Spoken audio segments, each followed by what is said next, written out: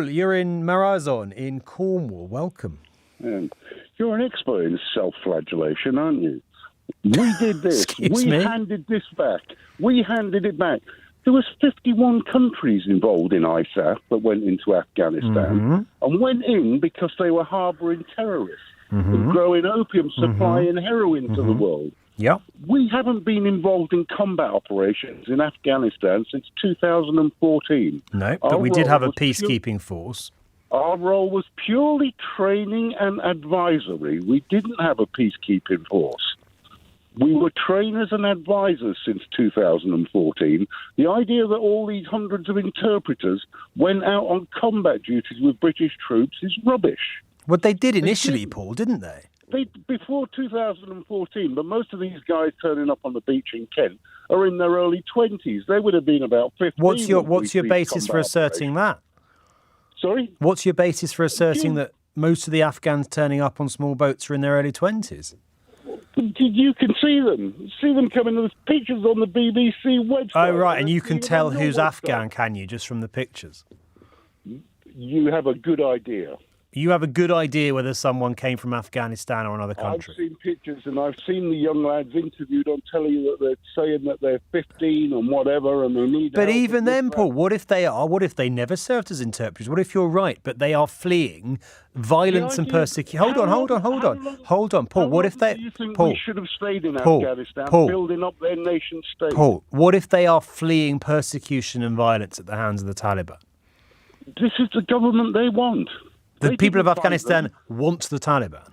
Yes, they do. And that's why thousands upon thousands are fleeing and have fled the country because they're so happy with the government. They didn't resist the tribesmen turning up with RPGs and AK-47, despite all the kit and all the training we'd given them and whatever. Do you think the women of Afghanistan want the Taliban? The majority of the population of Afghan are Muslims who believe in Sharia law, and they have Sharia, and they've got a Sharia Taliban government now. So these guys aren't terrorists. So all those got majority support in Paul, Afghanistan. all those pleas from people when we left, saying, "Please, please, don't leave us at the mercy of the Taliban." That was what? That was a lie. There'd be some, particularly in Kabul, where most of the educated people have been. But it's not our job to take everybody from every war-torn country. There was 51 countries in ISAF. How many do you think have taken? And we didn't hand it over. We couldn't stay once the Americans had decided to pull out. All right, Paul, stay on the line because I want to bring in Mark in Kentish Town. Mark, you've got a slightly different view. What did you make of what Paul's just said? Yeah, well, where does he get his information from? What does he know about it? Was he a soldier there? Does he know anything about it? Or has he just got the standard view that we can't take any more people and we can't do this and we can't do that? We abandoned the Afghan people. Those pictures, those people hanging off planes. And what's he got to say about this last week where 200 people who helped the British have been murdered out there? What's he got to say about that? I don't know. Should we ask him? Well, I've just Googled and tried to find this 200 people, and I Never can't mind find it about using Googling Google. it. It's been on the news. What's the matter with you? What kind of a man are you? I haven't seen it on the news. You're British, aren't you? If 200 people had been murdered, I would think I'd be able to find it on Google, and I can't find it. Well, it's not hard. I've got it on a screen in front of me, Paul. It's been in the news. Who? Why don't you? Why can't you have a bit of... Hold on. Paul, it was a report. Tell me what I should look for. You should look for the report from the UN that was published this week, the UN mission in Afghanistan, reporting more than 800 cases of serious rights violations, despite the promise of an amnesty from the Taliban, including 200 former Afghan soldiers who have been killed since the Taliban took over 2 years ago. That's what you should Google. UN murdered 200. AP News. Pardon? I'm just looking for it now. But it's not our job to build their nation state.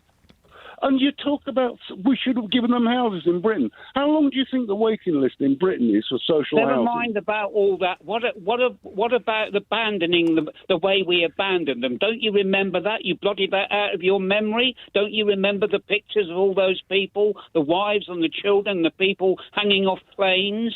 Have you forgotten about all that? The government, this is typical of this right-wing government. Why have you got this crazy right-wing view and going along with what Braverman Erdogan and Sunak think about immigration. If we wanted to help them, we could help them. The government doesn't want to help them. And why do you go along with that? You sound like an educated, mature man. What is your problem?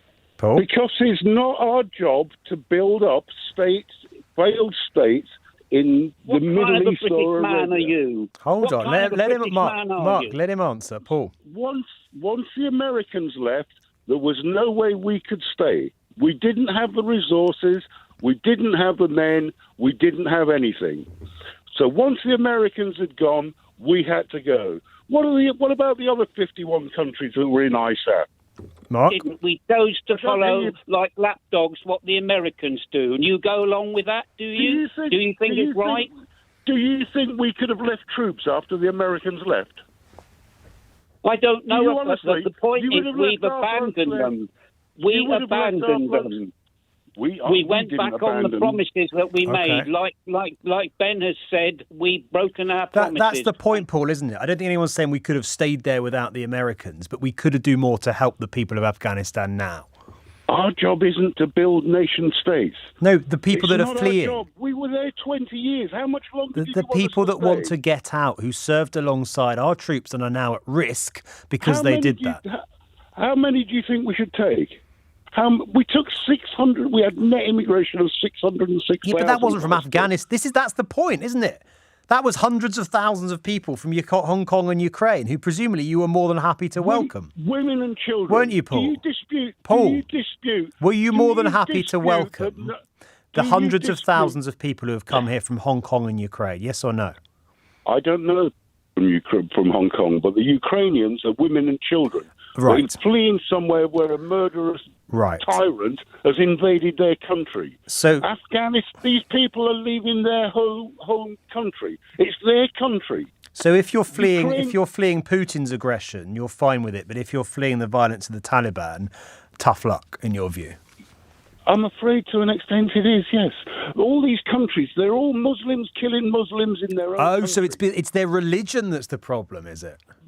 They kill more Muslims, kill Muslims. And that's okay then. If it's someone of your religion that is after you, then it's okay.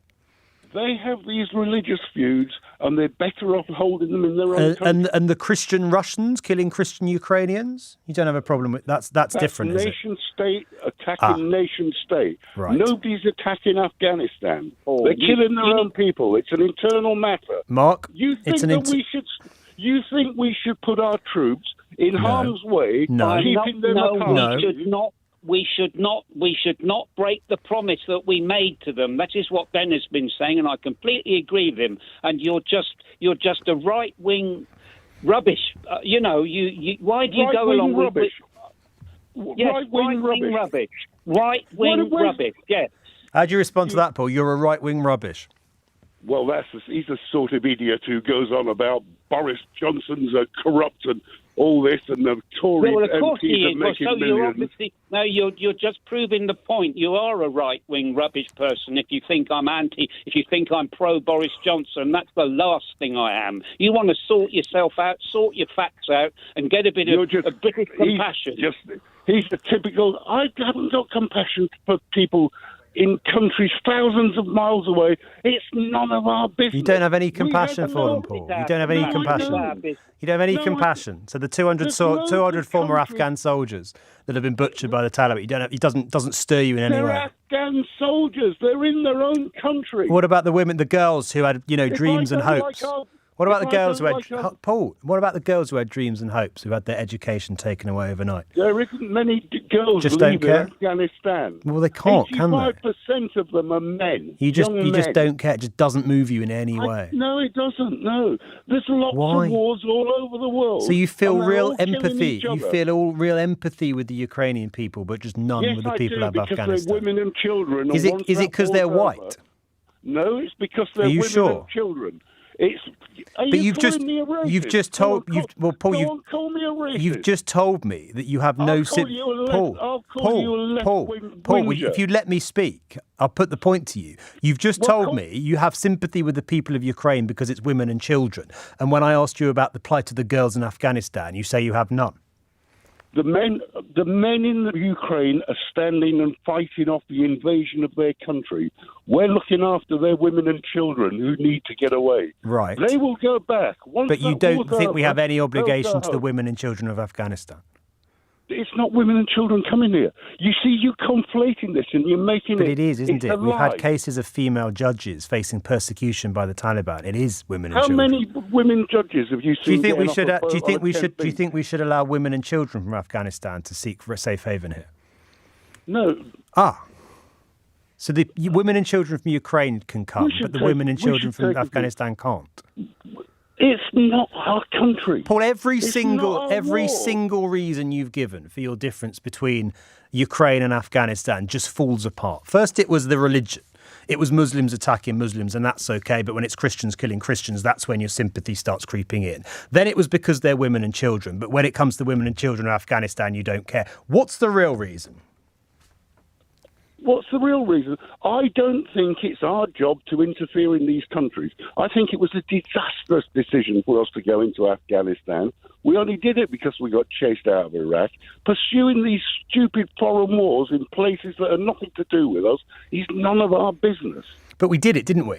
We did it nonetheless. And you say, well, that doesn't mean we have any responsibility to the people of that country. I completely disagree with you. I couldn't agree with you. I disagree with you more, Paul. I'm afraid. I think we do. I think we have a particular duty to the women and children, but also to the men, who in many cases are the first in harm's way when it comes to some of these groups. The Afghan soldiers that are being rounded up and killed by the Taliban because they are soldiers.